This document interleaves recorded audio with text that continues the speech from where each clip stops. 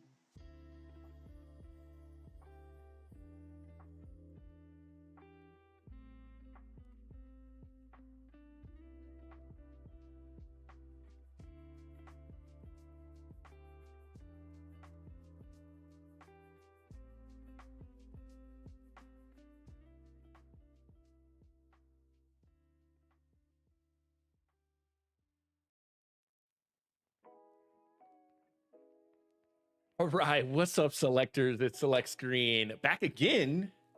We had a quick little snafu with the stream. Thank you guys so much for tuning in with us. Shout out to RL, who's over on our YouTube. We're on YouTube, Facebook, Instagram, TikTok, Apple, Spotify, podcasts. We're on Kick. Let's see, we're on X, everywhere you want to be except Snapchat. So make sure to like, share, and subscribe. I'm like scared to hit the subscribe button because I hit it last time. There it goes. I hit that subscribe button last time and it shut down the stream completely. So we're back in the place to be, man. We're going to be talking about Bad Boys Ride or Die. Is it good? Is it better? Or is it the best Bad Boys movie? One for JJ. I got some surprising news for you guys. You guys can probably already tell how I feel about it. We're going to talk about it in the comments, and we're going to open up our Discord, so make sure to go follow us there as well. It's going to be super, super dope. And I can't wait to talk about it with you guys. Again, YouTube, Facebook, Instagram, X, TikTok, Apple, and Spotify podcasts. Hit that subscribe. Definitely support the channel either through Cash App, which you can do if you're watching on any of the other channels besides TikTok, or pick yourself up some merch from linktr.ee/select screen. I'm ready to get this on, man. Let's go. I'm ready. You're ready. Let's go.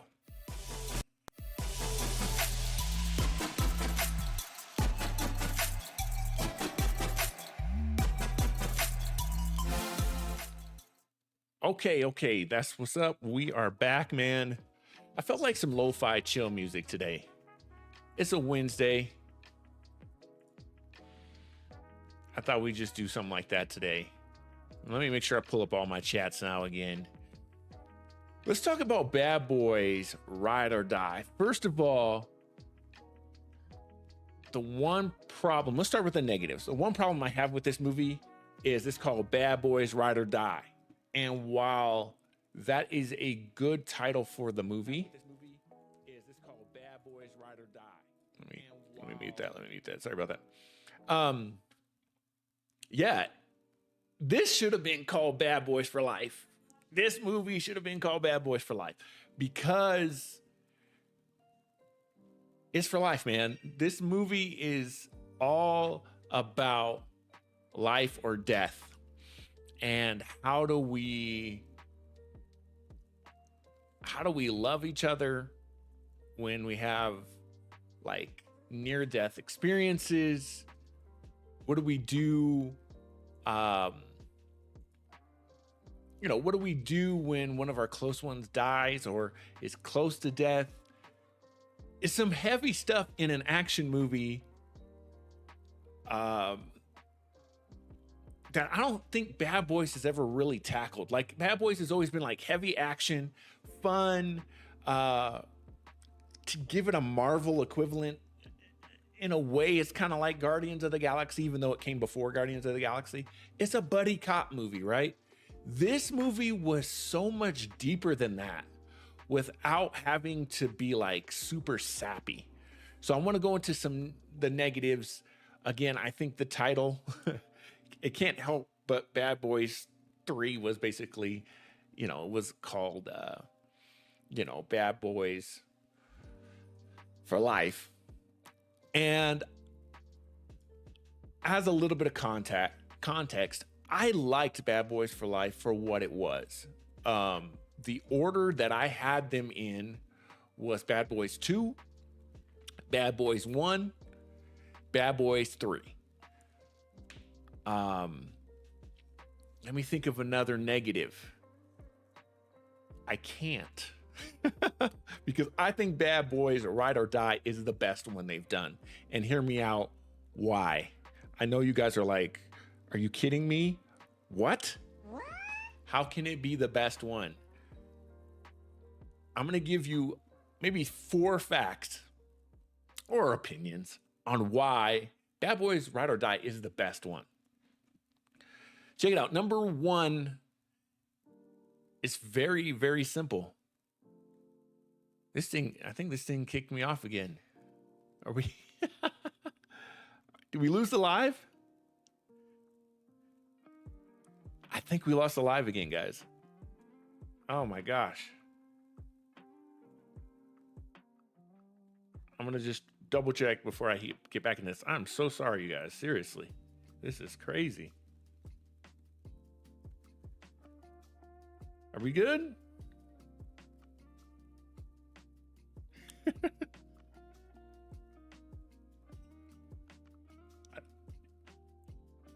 Okay, we're so good. Woo! I tell you what, my stuff right now is showing me that we're not live, and I'm freaking out about it. Okay. RL said mine's 1, 2, 4, 3. I'm not mad at that order, and that's the other thing I was going to say about this. No matter what order you put these in, the Bad Boys movies are amazing. They're amazing. Now, when we're putting in order of how amazing, I think we can all agree that 3 is the worst. It's a good movie. I would say it's a C. But there were problems with that movie because it wasn't as focused on the Bad Boys as it should have been. It kind of got disjointed a little bit, trying to bring in the other characters, a new love interest for Mike. It just got a little muddy. And I think that's what put it. Hey, thank you so much. Hold Up 84. Thank you and welcome. Shout out to the gamer, Jordan the gamer. His birthday's tomorrow. That's what's up. Number 3 was muddy. It was just really, really muddy. And that's not how 1 and 2 were. I think most people put 2 ahead of 1 because 2 just really amped up and fulfilled a promise of like, hey, Bad Boys 1 was good. Bad Boys 2 is going to make everything bigger and badder, right? That's why I think a lot of people put 2 so high. That being said, I'm not mad at 1 being number 1 in this case because number 1 is number 1. Number 1 has it's more of an action movie than all of them. And it's really heavy in tone and it's gritty, and 1 is a great movie as well. It's really, really good. And it's underrated because of how funny and amazing 2 is. But let's get back to 4. The reason that I say Bad Boys 4 is better than 1, 2, and 3 is simply this. It fixes the problems of 3. It relates back to number 1, and it plays off the best joke in 2 and expands that joke so that joke in 2 is even better. Hands down, that's what makes this movie the best one. It's rare that you get a 4th movie that expands the universe in a funny way. I want to give you guys, if you haven't seen our spoiler-free review, Elmo and myself, we talked about how in the theater, and RL and I have talked about this a lot on YouTube as well. It's rare that you go to a movie anymore and you laugh in the theater with a bunch of other people. The last time I really had that was probably in Guardians 2, where people were like genuinely laughing, not laughing at the movie like Madam Web, but laughing because the jokes were hilarious. And that's what this movie does again. Our theater, I went twice to go see this movie, guys. This movie is genuinely a funny movie. I mean, if you take all of the action out, it's a comedy. Straight up. It is that funny. Martin Lawrence, I mean, he turns in a great performance that we haven't seen in a while. And then they finally deepened Will Smith's Mike Lowry. They deepened him in the right way. It can be explored further in a Bad Boys 5. And I like that. They gave it some room to breathe. But like I said, it deepened him as a character, giving him stakes. So let's talk about these connections real quick between the movies. Number one, the chief. Their chief being framed. I thought that was going to be a little bit corny. If I could say another thing that was bad about this movie was the marketing was terrible. Again, RL and I were talking about it. It's like, I'm not sure if I'm excited for Bad Boys Ride or Die, especially coming off 3, because we didn't see any of the movie. Then you go and you see the movie, and that one scene where they put on kind of the redneck clothes, that scene, you're only getting a little bit of that scene because there's more jokes in that scene and more people in that scene, namely his son, Will Smith's son, Mike's son, that play a pivotal role in that scene. I mean, I'll never look at Reba McEntire the same way ever again. So yes, there's ties to 1 with the chief. I'm going to skip to 3 real quick because when I get to 2, we're going to talk about 2 for quite a while. 3, there were problems. Again, too many characters that didn't necessarily matter, and that took the focus off of the Bad Boys. And I thought they were going to end up just doing a spinoff with that other team, but they didn't. And that's great. That's awesome. So this movie corrects that. We know who we're here to see. We get callbacks to John Sally's character. Let's see, what else was really wrong with 3? The villain. The villain in 3 just was not good enough. And it just didn't work. It just didn't work. That's not the problem with 4. 4 has a villain that you understand his motivations. You understand why he's doing what he's doing. Is he super deep and connected to the plot? Not so much, but you understand why he's being a villain. And you empathize with him a little bit when he got his fingernails ripped out and stuff like that. So we at least cared that he was a villain. You know, we cared that he was in the movie. So that was a big thing. Lastly, number 2.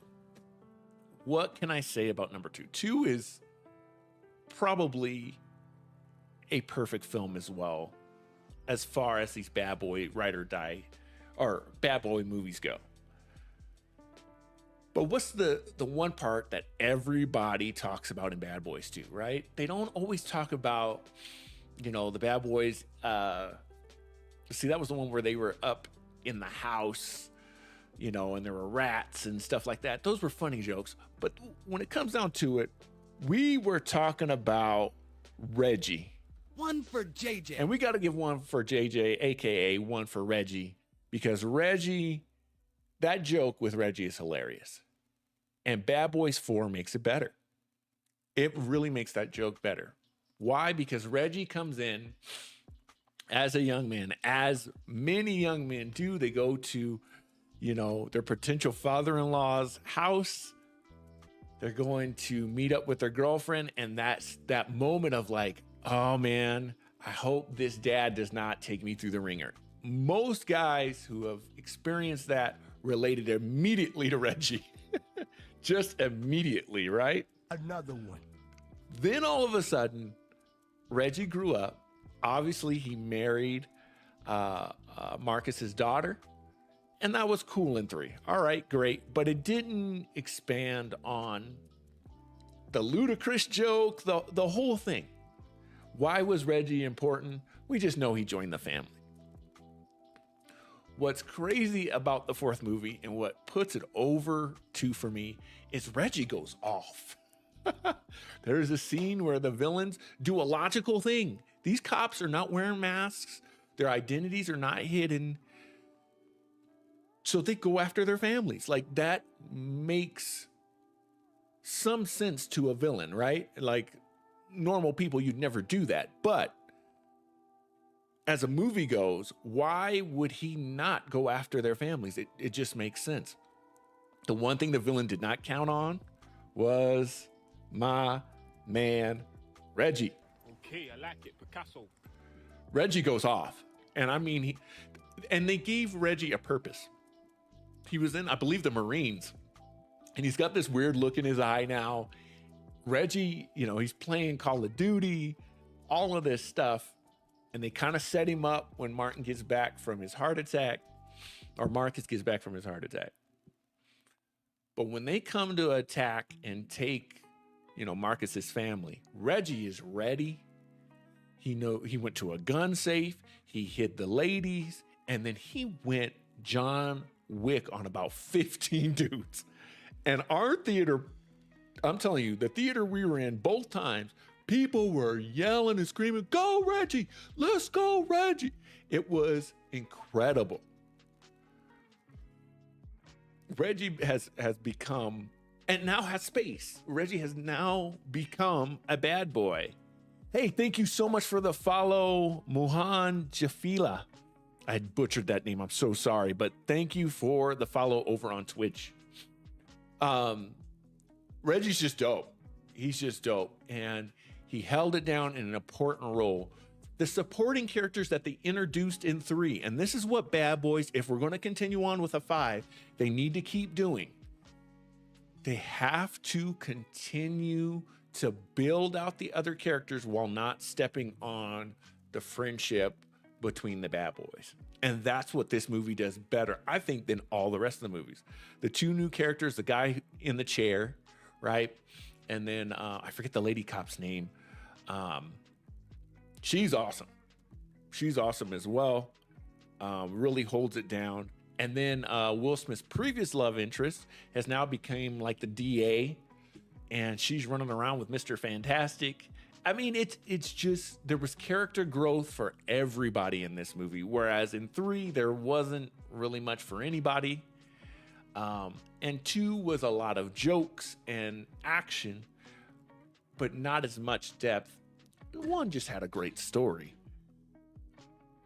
I just feel like 4 did it, man. 4 did something that not a lot of 4th movies can do. It revitalized a franchise without actually rebooting it. And that's kind of crazy to think about. Most movies nowadays, if they get to a 4th movie and it's not good, they got to reboot or they got to change something, or it's a spinoff or something like that. This movie, I think, saved the franchise from a bad direction. Another thing that it was cool to see with this movie was the cameos. The guy on TikTok that we all see that goes, he's in the movie. I almost said Michael B. Jordan. The director of the first one, Michael Bay. Michael Bay makes a cameo in the same Porsche 911 that Will Smith drove in the first and the second movie. I mean, it has everything. Cameos, it has jokes, it has amazing action sequences. I got to talk about that for a second. There is a behind the scenes on, specifically on X, where Will Smith showed how he's literally got the camera and he's flipping it back around while he's shooting. And it's like a first person, again, X-Defiant, Call of Duty, Battlefield kind of look to it. And it's just dope, man. There's a lot of scenes that you get that are new school that really work. But there's also callbacks again back to Bad Boys 1 in the cinematography. One of those things that I think it needs to be in every Bad Boys movie. You know, Marcus and Mike, they run into a physical problem. They usually are losing, or they lost someone, or the bad guy gets away, and they always do this. That's all it is. And the camera pans around them in that kind of Avengers style. And we're like, oh no, what's going to happen to the Bad Boys? It's the same thing, but man, it's a beautiful shot. It's a beautiful shot every single time.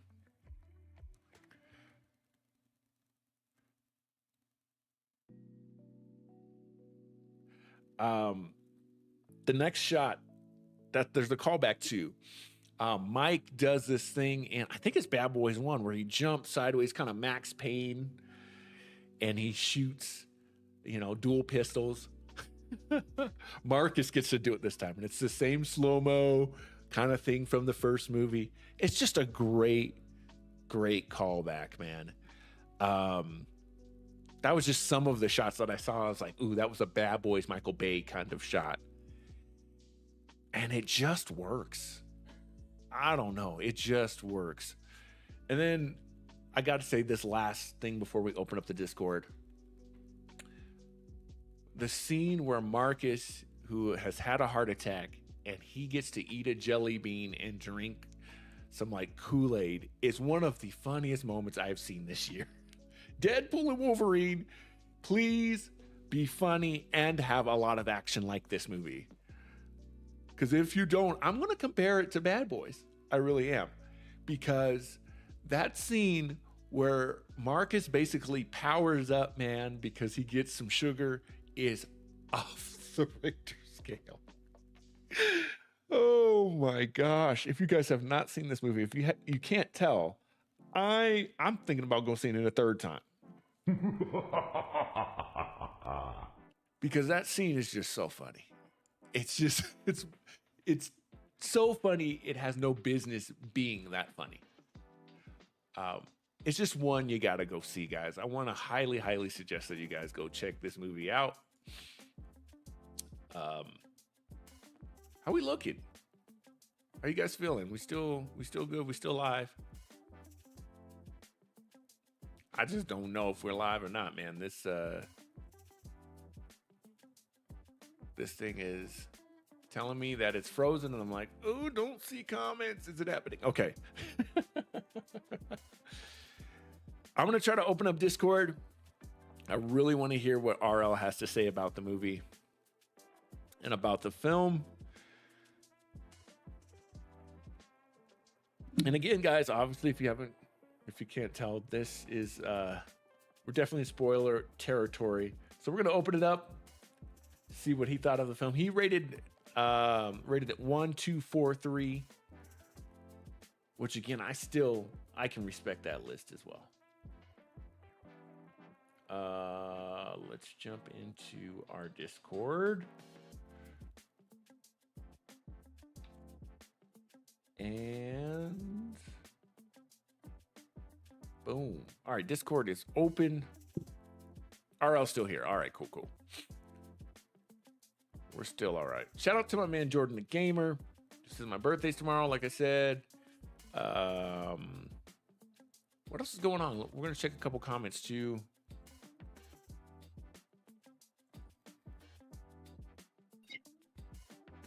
Yo. What's good, bro? How are you? Good, man. How are you doing? I'm doing a lot better now that this stream is still up. A lot better. How you been? Good. Just trying to get through the week. Trying to stay on routine. All that good stuff.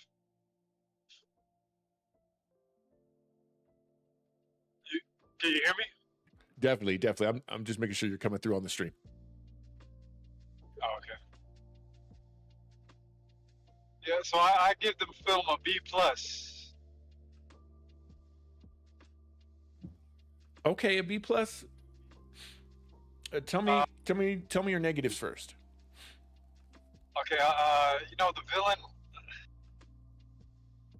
he would pop in and out, and it just you kind of forget about him in between, like the scenes that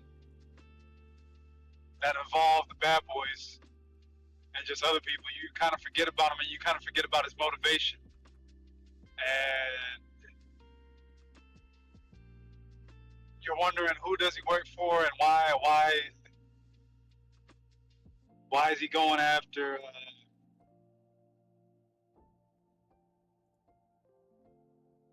why is he blaming it on the chief? And I know why. Well, I actually don't remember why, but I just forgot what his motivation was and why he needed to blame the chief. He didn't have too many lines. He didn't have a good enough backstory for me. I did understand that part. Kind of felt bad for him when his nails were getting ripped off, but that was the only scene. And then also, what's one negative? What's one other negative? How Mike met his wife. You don't know her backstory or anything, and then just the chief having a daughter and a granddaughter, and us not knowing about them, and there was no kind of backstory, no kind of cut scene to them all together.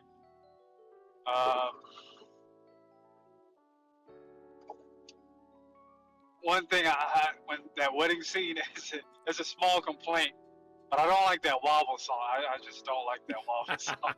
I don't like that. I just don't like it. I don't.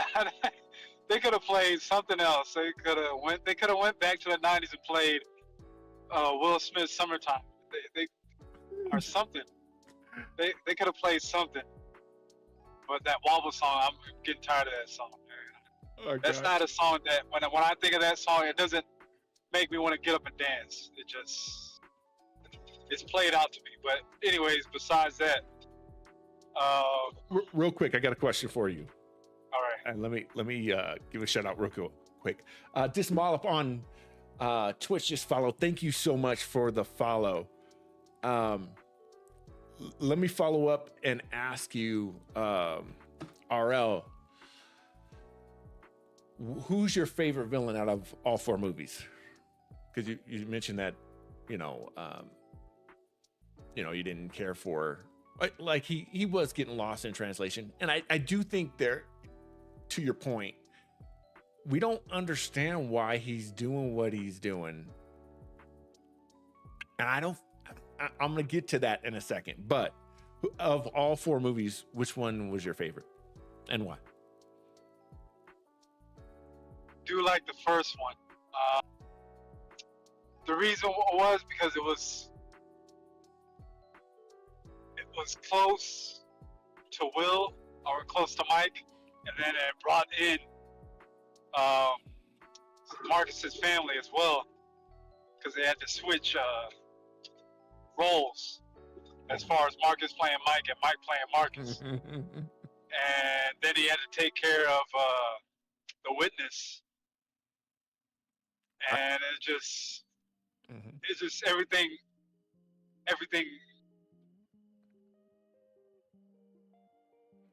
kind of tied back into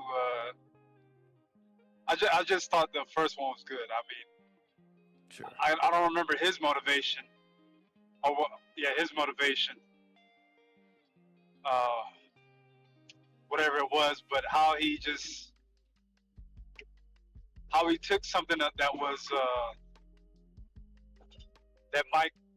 how he took Mike's interest, or his girlfriend at the time, how he just killed her just out of nowhere.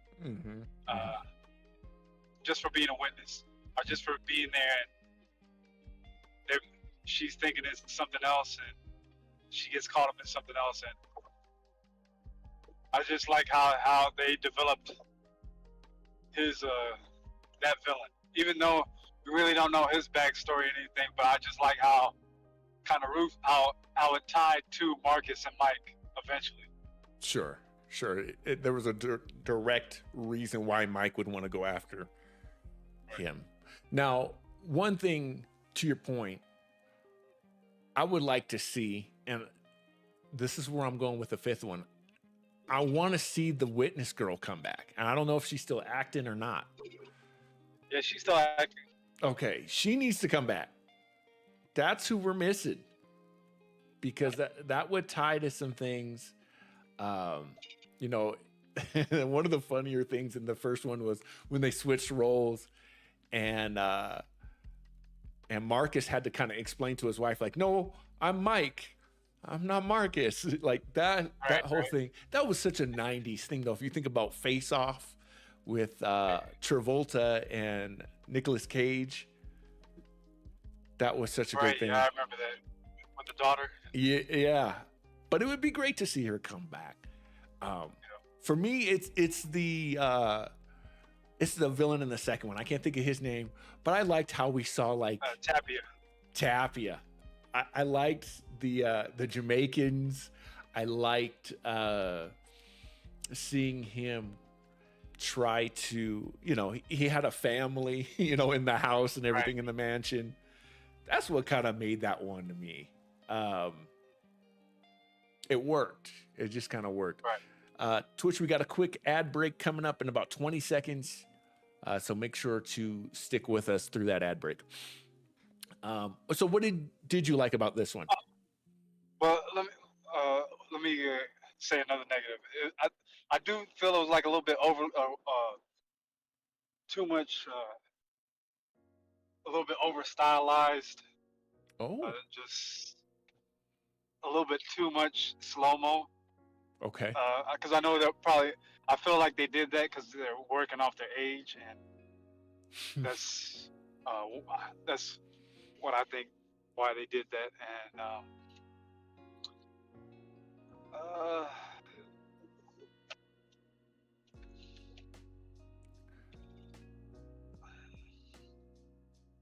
that's fair.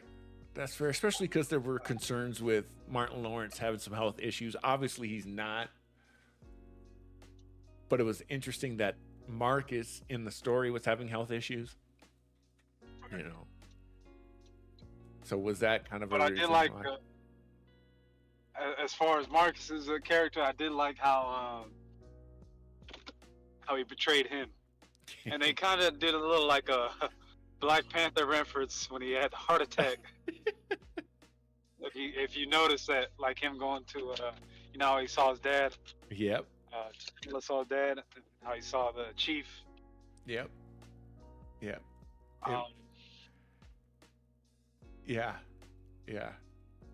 Now, one thing I didn't understand about that was that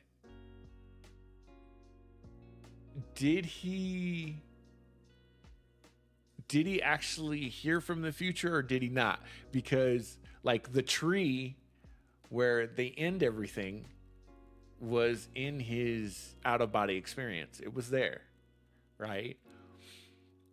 But when it came time for the albino alligator, you know, he told the alligator, you know, be gone, you got to command it, and it's not going to hurt me because it's not his time. Well, the thing bit him.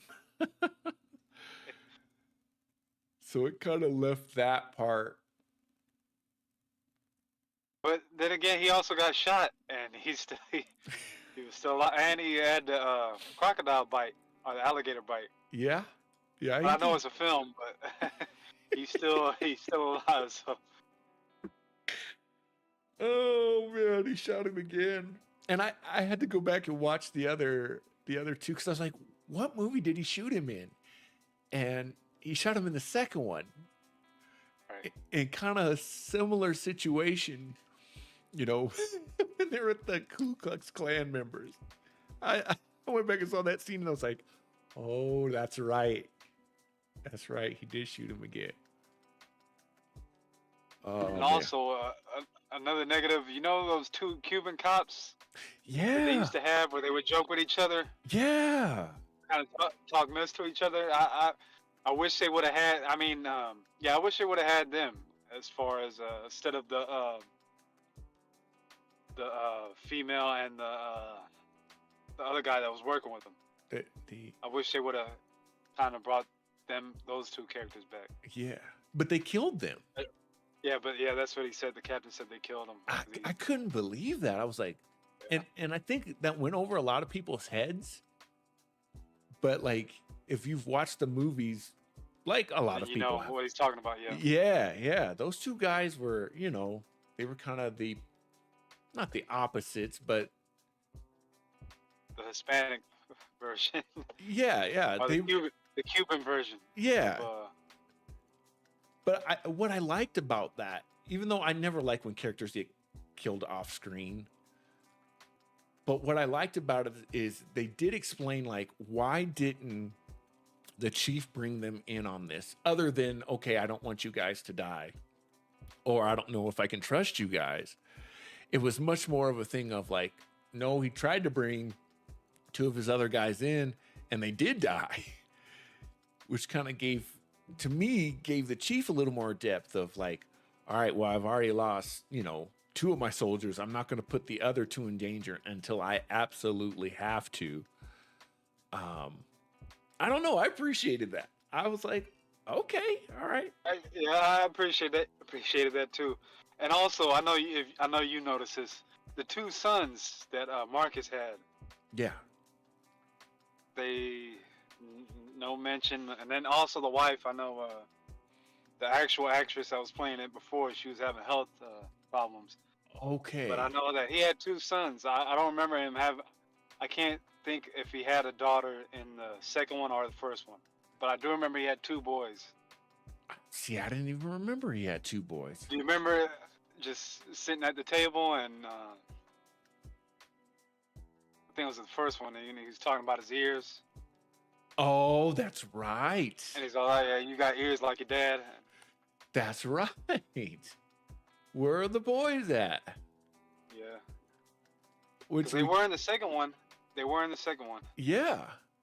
Oh, we got another follower. Thank you so much on Twitch, Ritter Pibroy. Oh boy, I'm killing these names. Sorry about that, but thank you so much, guys. We hit 204 followers over on Twitch. Keep following, keep subscribing. Appreciate you guys so much. Yeah, where are those boys at? Especially because we are dealing with Mike's son. That was something else that just didn't work. But I felt like they fixed was the the witch's son. That whole thing was just weird in the third one. Yeah, that was. Yeah, it was. Yeah, they should have started.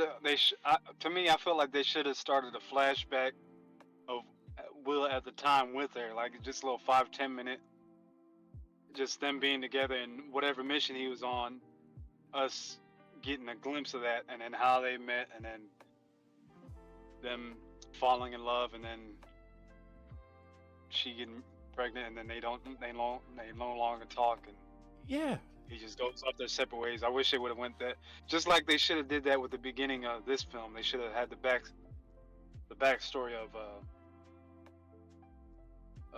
the villain, or of what the chief was up to. Yeah, and instead of showing them on that video of the circuit of that recording just popping up on their phone and getting two clues at a time. But then he knew, and I guess John Sally's character was the computer hacker guy, which I guess that makes sense to me, because they would have to go to him because he probably programmed the fail safes in there. Right. And what was interesting to me was the hacker lady, which she did just kind of disappear in the movie. But she was like, oh no, like he didn't protect any of his stuff on his personal computer, but he also had a failsafe because he knew they would probably do that. I thought that was pretty smart. But man, what happened to that girl? Now I think about it. I don't know. It was like all of a sudden she did her hacking job and then she was kind of gone. Another thing, did you catch this? That in the first half of the movie, they're already in the abandoned amusement park. The villains are. Yes, I did. Okay. Yes, I did. I missed that. I didn't, because it was so dark in all of those scenes. I thought they were just in some kind of other hideout. And so when Mike, uses the voice recording and everything on Mr. Fantastic, Yeah. and he's like, yeah, we're going to meet at this place. I'm like, why would they all go there and then talk about like leaving the country? Yeah, And then and they were still in Florida. they were still in Florida. Yeah. And then when I watched it a second time, they were already there. That's why Mr. Fantastic guy was meeting them there, because he was supposed to meet them there. And then they were supposed to leave out of the country because the bad guys were already there. So where was that plane taking off with the son? Were they supposed to be going overseas with the son, or With the sun. remember with the helicopter, not the plane, the helicopter? Let's see. Oh, they were supposed to transfer him from wherever they picked him up from. I don't know where they drove to, Yeah, but because they picked him up from somewhere, and then I thought they were going to a whole nother country or a state, but but then again, I remember they said they're going to have him transferred to a place in Miami. right. Because Mr. Fantastic said, "I'll do you that favor." Yeah.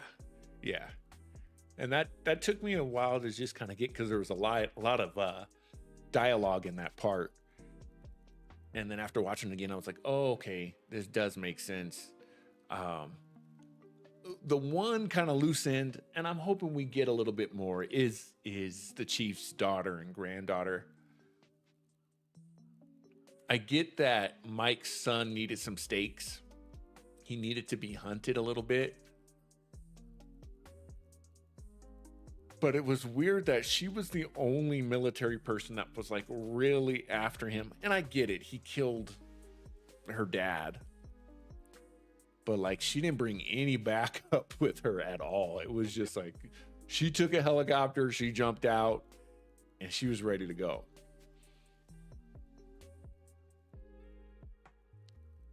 But see, I'm willing to let that slide. And the reason that I'm letting a lot of that slide is because ultimately the focus was on Marcus and Mike. That's what I want to see. That's what I'm here for. I want to see them bicker and fight. Like, here's what I need in every Bad Boys movie. I need those camera shots of, the camera panning around them, someone jumping horizontally, shooting dual pistols. I need Mike to drive that Porsche 911 crazy. I need Marcus to be freaking out. I need the Bad Boys theme song in there somehow, which I think this movie had the best one with the country version. I mean, I think they did right by that, by doing the Bad Boys country version, but I feel like I heard it a little bit too many times as far as those callbacks to some of the music that they were playing. I feel like it was a little bit too much at certain times. Okay, you feel like it was more Like, pandering? Yeah, and also the sound. I remember the Bad Boys 2, that second soundtrack. I thought that was a good album. That soundtrack, that Bad Boys 2. Mm-hmm. I thought that was a great album. I thought it was a really good album. The lead song on that one was "Shake Your Tail Feather," wasn't it? Yeah. Yeah. Which is interesting because Nelly's back. Like, they could have grabbed him to do a new song. No, I don't think. At that time when him, Diddy, and Nelly were hot at that time. That was, I brought him up. Sorry for Oh no. Yeah. I need to know Diddy. And then Jay-Z had that song, La La. Yep. La La La. Yeah. I just thought that was a great album, great soundtrack. That second Bad Boys 2 soundtrack was a great soundtrack. I used to listen to it a lot. Yeah. But as far as like the songs that they were playing during like in between scenes, the only song I did like is when they played the Barry White, and then that was it. Other than that, it was just, I felt like that Wobble song that already had negative points, because I don't like that Wobble song. I just can't. But that's at every wedding, man. You gotta have the That's, wobble. I hate that. No, you know, I like the original Electric Slide song. Not the it's electric, not that one. But you know the one with Grandmaster Slice. Okay. Electric. If they would have played that, then that, I would have stood up and clapped. If they would have played, because I like that. I dance to that Electric Slide. Okay. I know we're going off topic, but I like that one. That Grandmaster Slice. Do you know which one I'm talking about? I know what you're talking about. Yeah. Okay, yeah. So that's the one that I like. I can't. Every other one, it won't get me to boogie to it. I just can't dance to it. It's just, But you know, you bring up such a good point of how important the music is to these movies, and I don't think even Bad Boys 2 gets enough credit for how like everything in that movie came together at the right time, right? So I definitely hear what you're saying, and I'm not mad at your order either. I mean, the thing about, man, we got another follower over on Twitch. Debate Attitude, thank you so much. Yeah, the way number one looks and feels, I still don't think has been duplicated really in any movie. It just has that 90s gritty, you know, if you look at the opening credits or the opening scene of that movie, how we don't start with the bad boys. We start with like the drugs and stuff, like right off the bat. Let me see if I can't pull up. It was just a different time.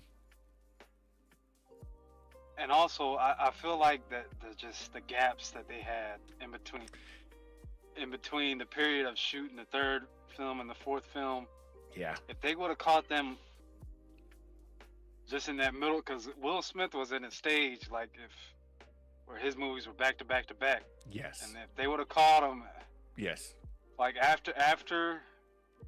he was done with his back to back to backs and all that, that movie would have been fire, because they still would have been at a younger age, and I thought at that time when I felt like it was needed, yes, would have been fire, because then it would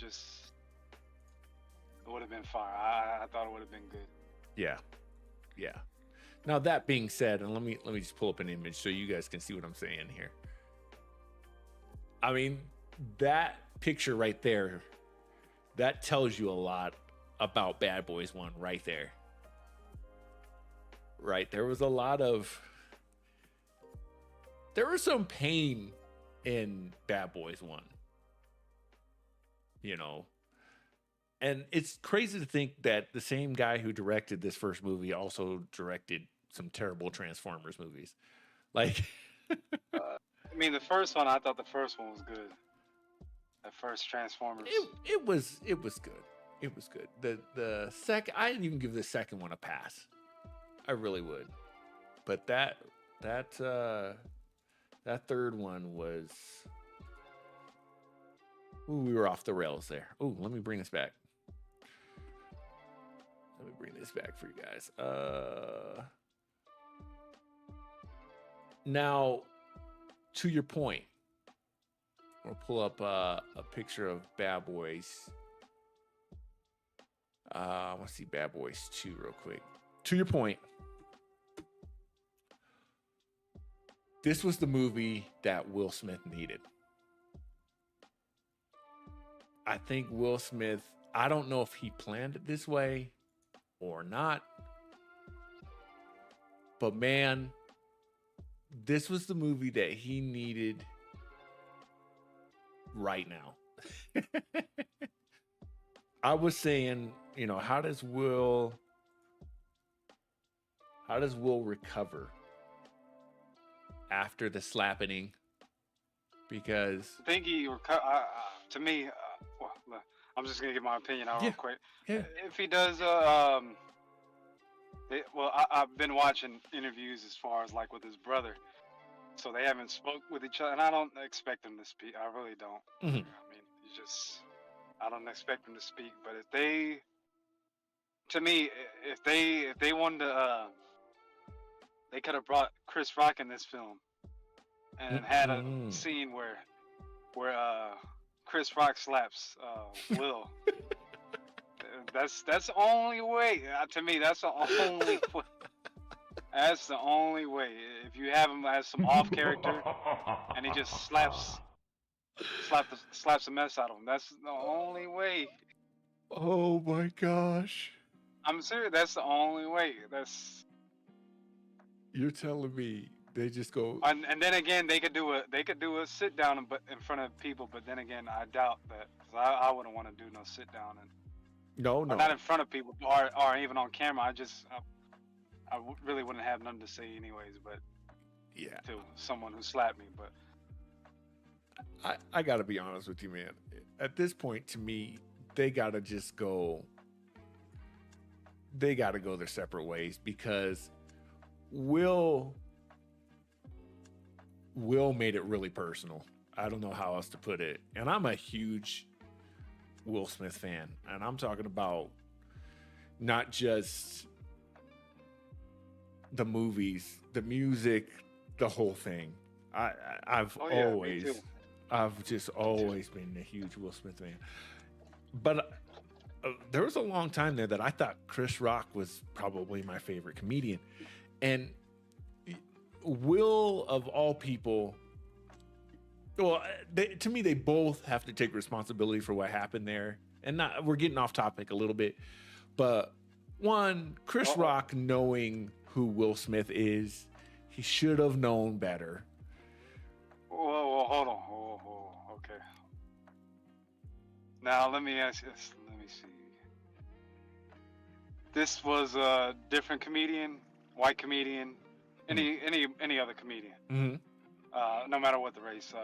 Does he do that? So that's my point. That's my Or if point. it's just an actor, saying a quick joke, does he do that? I don't know for sure. And the reason that I don't know for sure is, to me, the one blemish on Will Smith isn't necessarily the slap, it's Jada. It's just Jada in general. I think no matter what, that joke, if that joke is told by any comedian, I think Will's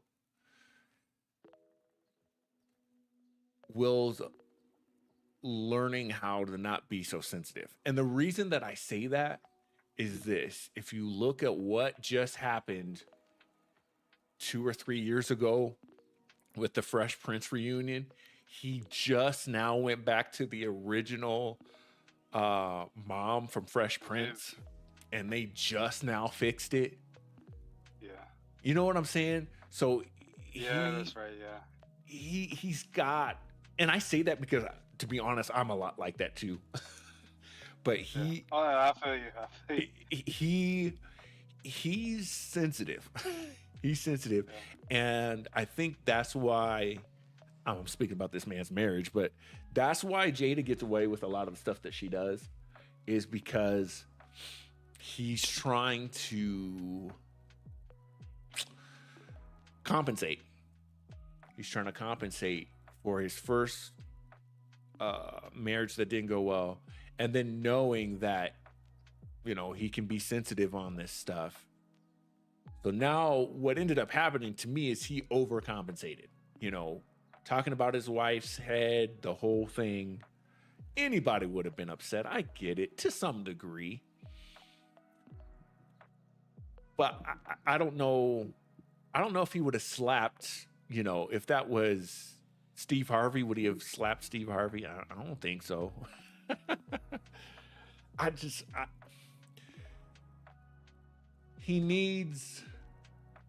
Will need some help. And I think ultimately, I'm trying to get back to more of his movie career. this was the right movie to do. I thought he should have went back to rap first, and dropped an album. I would have did a diss record. I would have did the whole thing, because there's a whole generation out there that does not know Will Smith raps. And now he's kind of shut. I don't think. Oh, go ahead. Oh, go ahead. Go ahead. But I think the generation now wouldn't accept his type of rapping stuff. I mean, unless you're really a hip hop head, I don't think they really would have accepted, embraced him. Well, that's true. That's true. Like they're embracing his son. And what were you gonna say? What? No, I was just agreeing with you. That's very true, especially if you look at what they're doing to Eminem. Right. Yeah. We just got another follower on Twitch. I'm going to try this one. Crestry Lumbrella. Thank you so much for the follow. You guys are amazing over here on Twitch, man. Blowing it up right now. No, they're dragging a lot of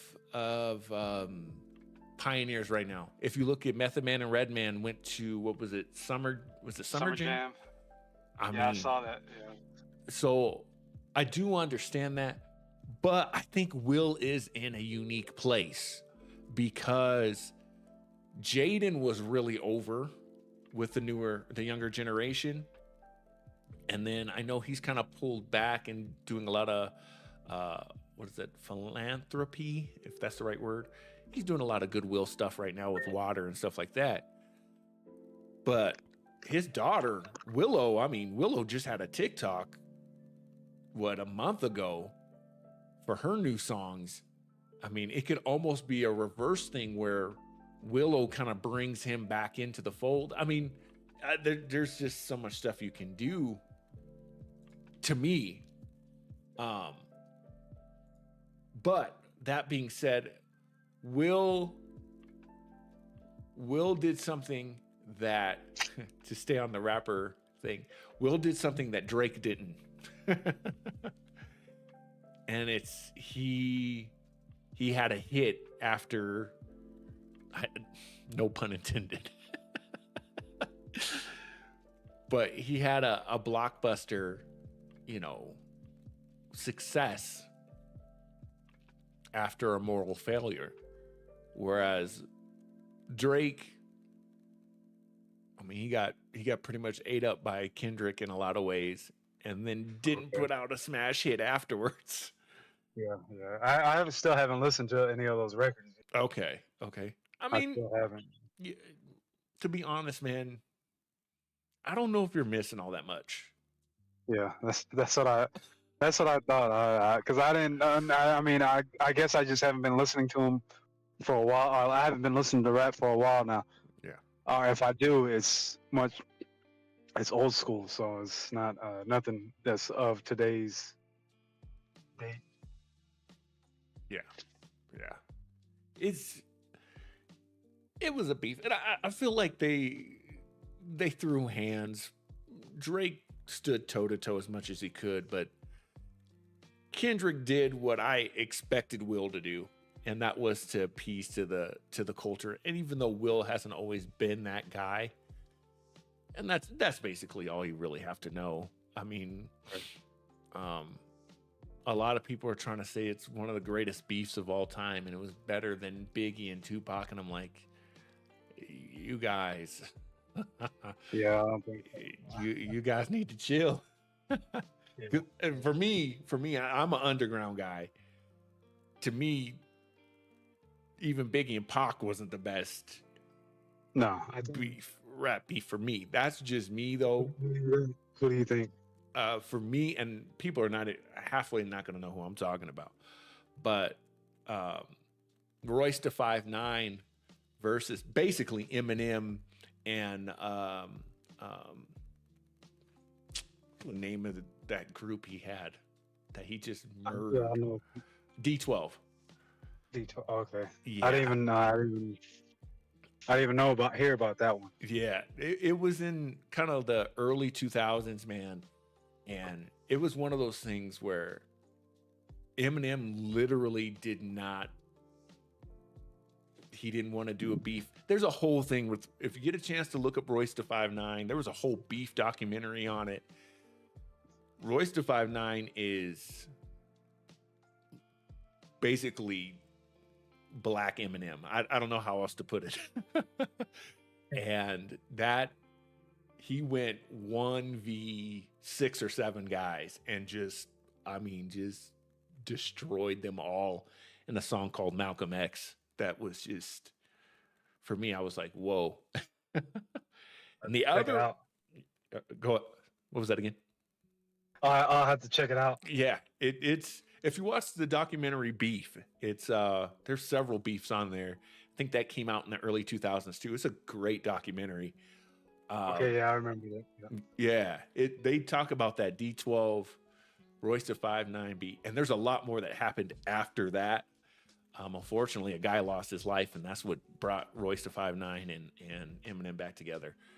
But that beef was crazy. And then I'd put right up there with that beef is this one that did just recently happen. Again, it's Royce da 5'9" and Lupe Fiasco.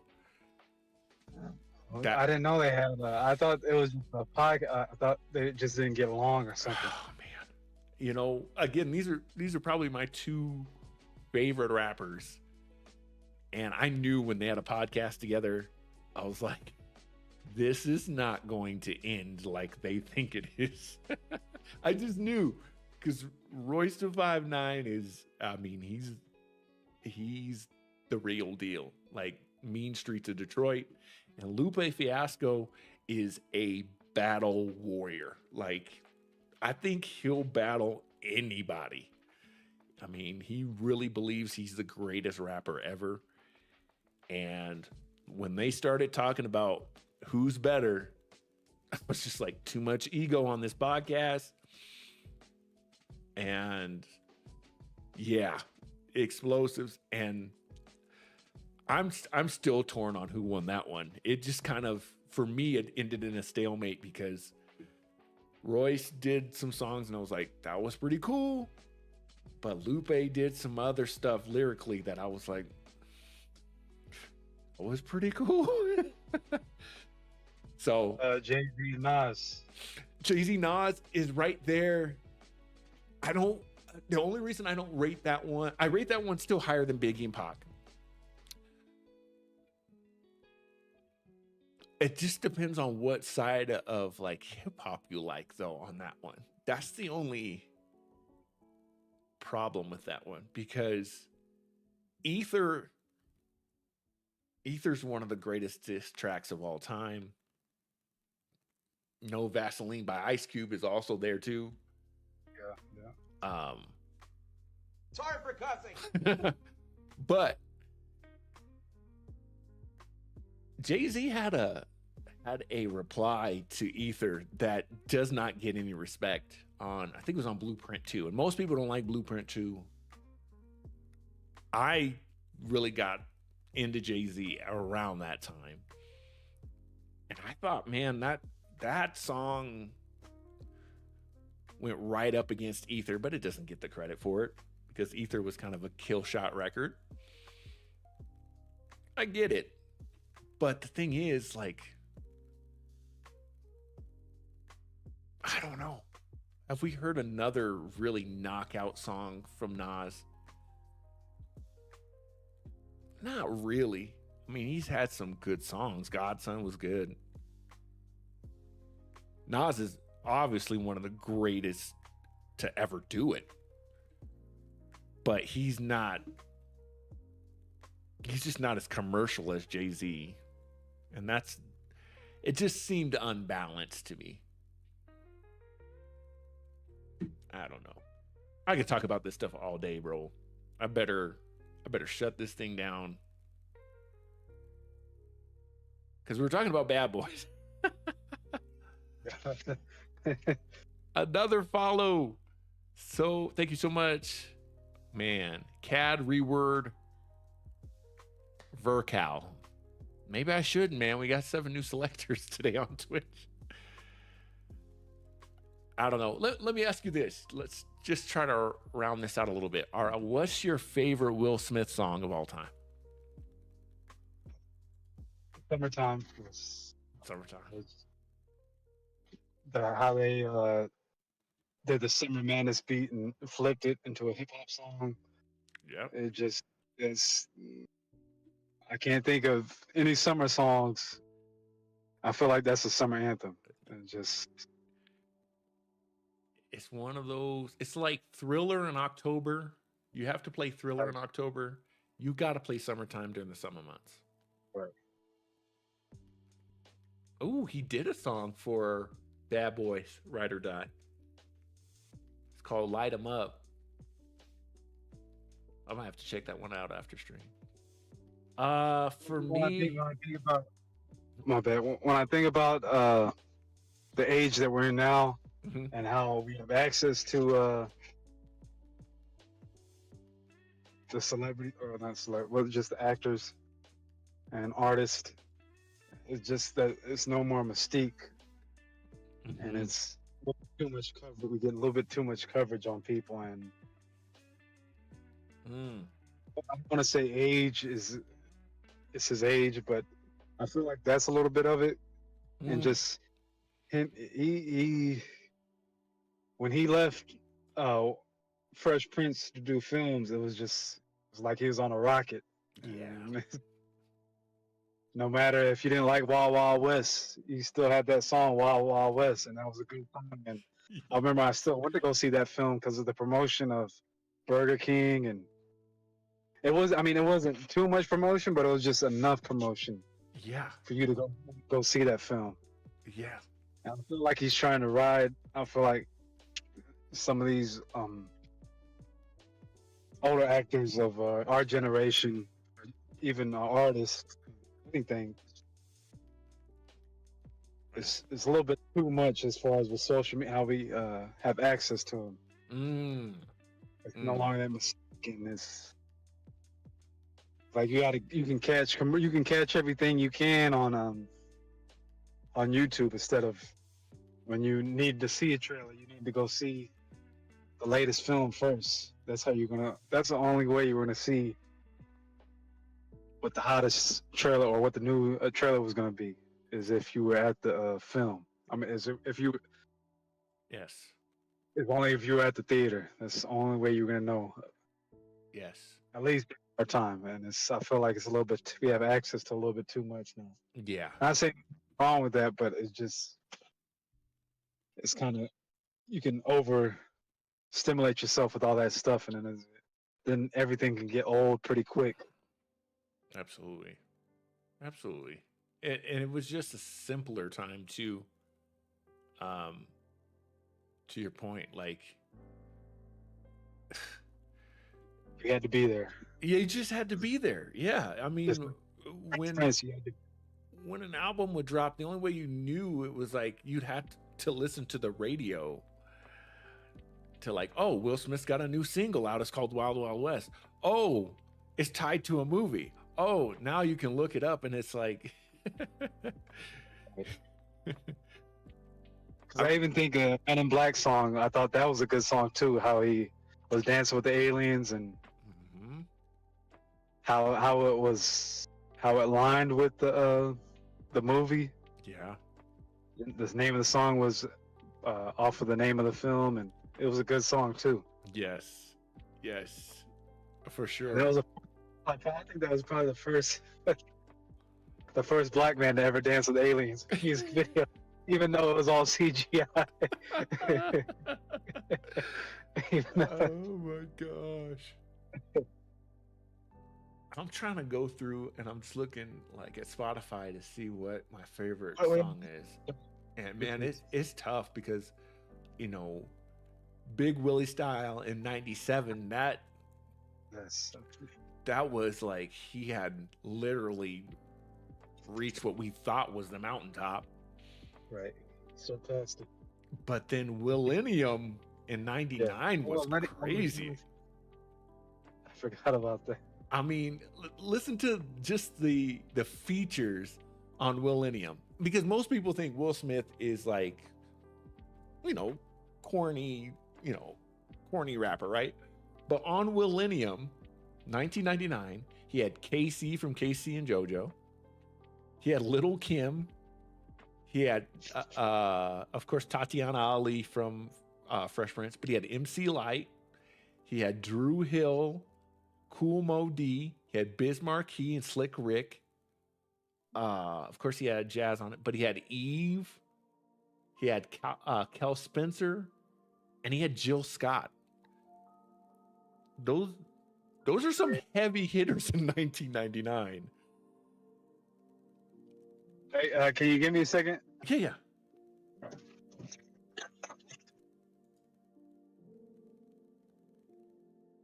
I don't know. I was gonna take a quick break, but I'm just looking through for everyone else still watching. Will Smith's had some really great albums, man.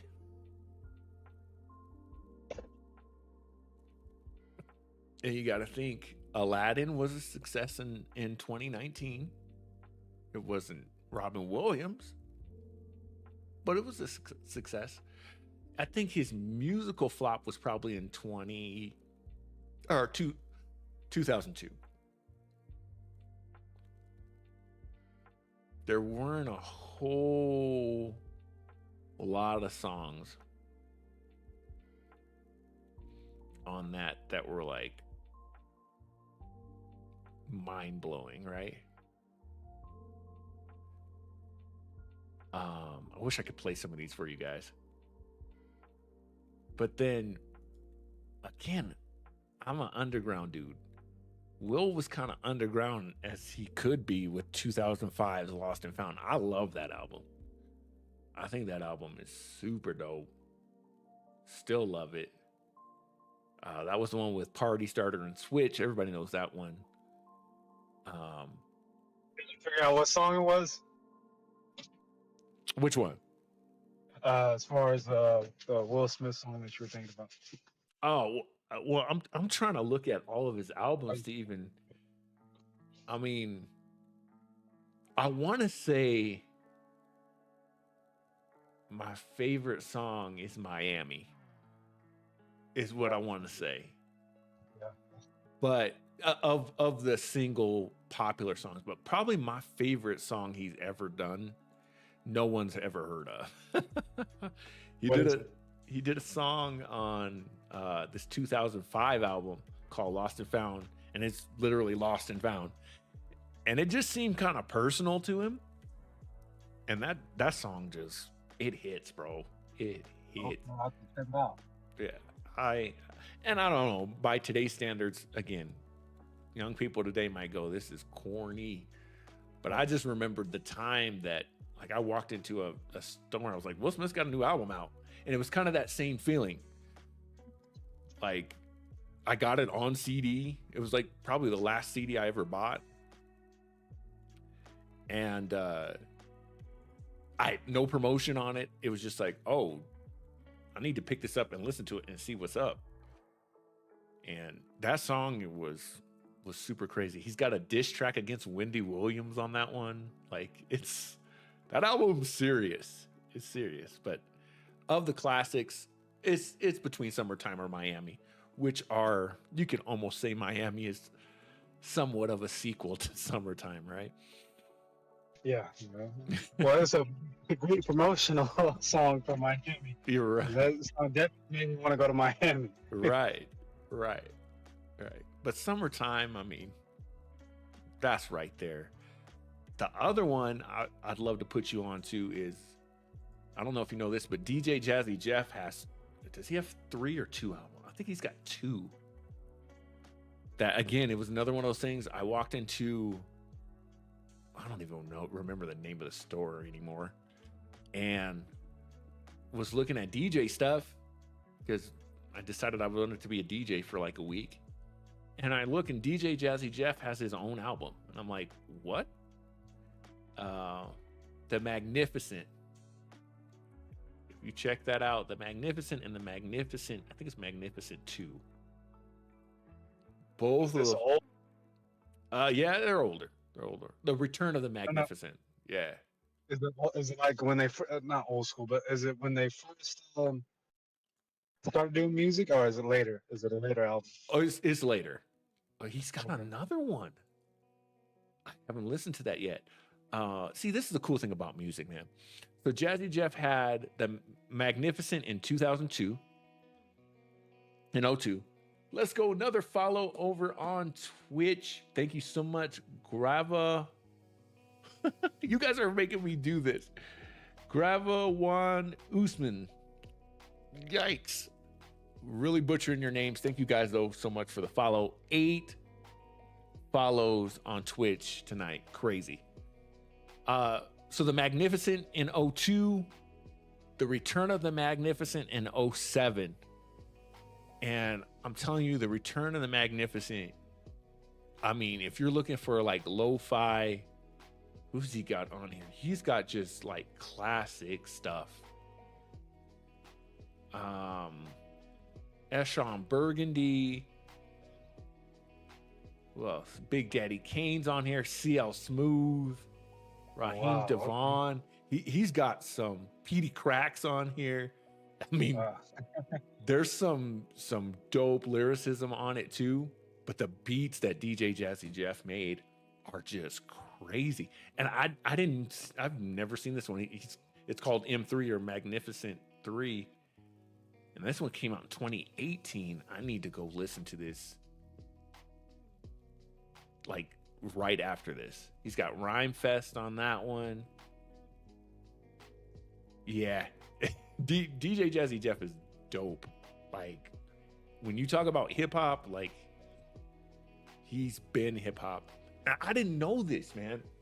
The crazy thing about it is Will said this in a interview for Bad Boys Ride or Die. This is a good segue. The reason DJ Jazzy Jeff is so good is as a kid, he had cancer. And what he did is he couldn't go outside. I guess because, in the, mid 80s, maybe early 80s, they didn't know anything about kids, kids having cancer. Like, so he just stayed inside in his basement and like just taught himself music. And he's been dope ever since. So pretty cool to see someone turn a negative into a positive like that.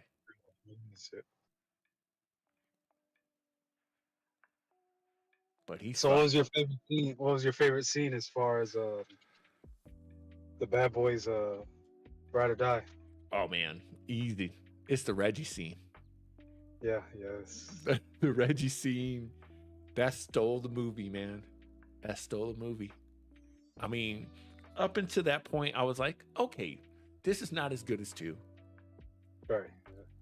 But that Reggie scene, because I thought they were going to kill Reggie. I really did. I was like, military. Because we didn't have it. No one really died in this one. I thought they're going to kill Reggie. And then Marcus is going to feel bad for, ridiculing him about the snacks and all of that stuff. But man, when Reggie was just taking them dudes out and did it realistically, that blew my mind. Yeah. I mean, And then he was on the game. He was playing the game and all that. but it wasn't like he was just automatically armed. He had to go to the safe. He had to. Right. It was all that, and then even through all that, he took out 14 of the guys, and still one of the guys got to the door. It was like, dang. Right. He almost like. That scene was just crazy for me. Yeah. That was crazy. And then Was the post-credit scene at the end of it, or was it just the end credits? it was just in credits. Okay. Yeah. And I kind of like it that way for this because I really do think they're going to try to expand on how Mike, like his trauma thing, even though the chief said, hey, it's okay. I don't think he's okay yet. Because he married his therapist, but that don't mean nothing. He's still got a long way to go. Right. He's still got a real long way to go. What did you think of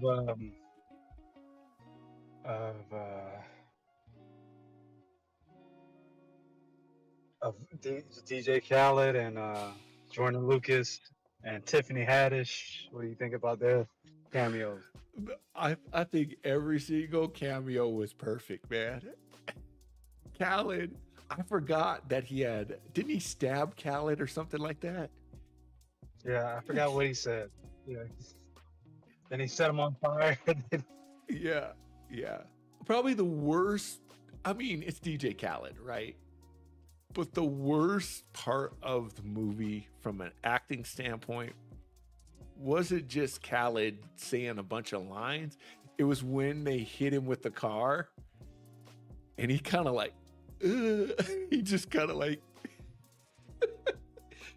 you could tell that he wasn't getting hit by the car. That was the one effect that I was like, okay, all right, we're going to just let that slide because it's DJ Khaled. Like, oh man. But even that just made me laugh. In that same scene when the son tries to kick the boxes that are on fire in the back of the truck and he misses one of them. Oh yeah. I don't think that was on purpose, but that was a serious moment that I found funny. And they just kind of kept that in there. Yeah, I can see that. Yeah. I'm thinking about it now. I can see that. Yeah. I mean, Tiffany Haddish, it's interesting that she was in the movie to me, again, because of Will Smith and Tiffany Haddish being connected to Kevin Hart. You know, just, I don't know. Kevin Hart, Chris Rock, there's ties there. Right, yeah. Yeah, I just thought they were all funny. I just thought they were. The one that I think went over everybody's head was the Michael Bay one. I don't think a lot of people knew that. It seemed like that was like he wasn't really there.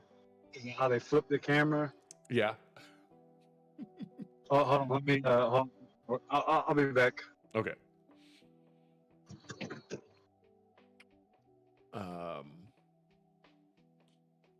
Yeah. Matter of fact, it's good talking to you. I'm gonna take off. Okay, bro. Thanks so much. All right, man. Have a good one. All right. Shout out to my guy RL, man. He definitely keeps me motivated to keep doing this thing, man. Great guy. 100%. Approved. And I want to give a shout out to all of our selectors, man. I'm not going to try and butcher your names again, but we had 8 selectors over on Twitch. Thank you guys so much, man. It helps the channel out so much. We just hit another one, as we said it. Wow, let me try and butcher this one. No Wish Flood Yopo. 210, man. Thank you guys so much. Make sure to go check us out on our YouTube. I'm going to drop our YouTube in the chat. Definitely go check us out there, where we post more videos just like this. youtube.com/5ELECT 5CREEN. Let me know how you guys found the channel. That would definitely help as well. We have plenty more reviews coming up this summer. Deadpool and Wolverine's coming soon. And then we'll have some animated films as well, like, I don't know, Inside Out 2. We definitely want to check that one out. Despicable Me 4. Lots of those coming up. We got a little ad break ending here in about a minute. So we're going to try and hang on just to finish out there. Lots of good stuff coming up to the channel. Man, we're playing Metal Gear Solid 3. If you guys have not seen our latest reaction video below, go and check that out. We're going to go ahead and say bye to TikTok, guys. Again, linktr.ee/select screen. Remember, Remember to choose your destiny. Choose your Thanks, destiny. TikTok. Until next time, we're out there.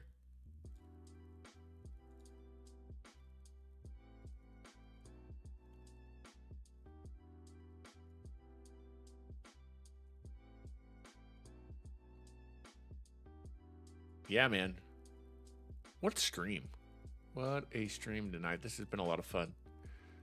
So we're playing Metal Gear on stream. Elmo's playing an Assassin's Creed game right now. We'll be getting into NCAA. Oh, shout out to Clue. Oh, Clue hit me up with Baki Hanama versus Keegan Ashura. You're going to have to fill me on both of those. And happy birthday to Jordan. Wasn't lurking, just gaming for the night. Oh, that's all right, bro. Totally understand. No problem, man. We had a huge turnout tonight, man, on TikTok. 9 followers over on TikTok. And talking about this movie, man. Again, appreciate RL. Real quick clue. Give me your order of the Bad Boys movies, 1 through 4.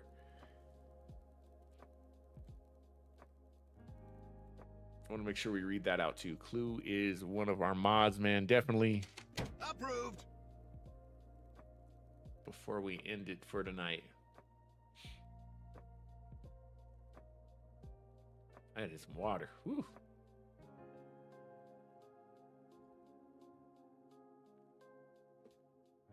My Streamlabs tonight, y'all, is having fits.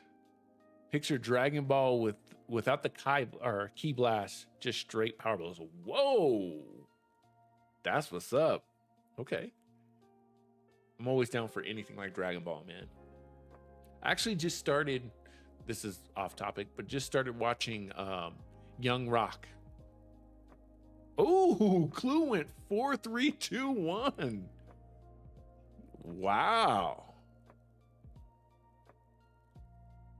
Love that. Love that. That shows you how good these movies are, man. It just goes to show you that they're all pretty stinking good, man. They're all pretty stinking good. And like I said, for me, 3, I went 4, 2, 1, 3. I think 3 for me is the least good, but I still love it. It's Bad Boys. All right, selectors, again, be kind to one another. And remember to choose your destiny. Choose your Shout destiny. out to my man Clue, RL, all of our selectors over on Twitch, Kick, Instagram, Facebook. Appreciate you guys. And one more time, shout out to Too Cool for his birthday. We'll see you guys on the next one. Stephen A. Smith is a hater 100%. My name's Select Screen, guys. We'll see you on the next one. I'm out.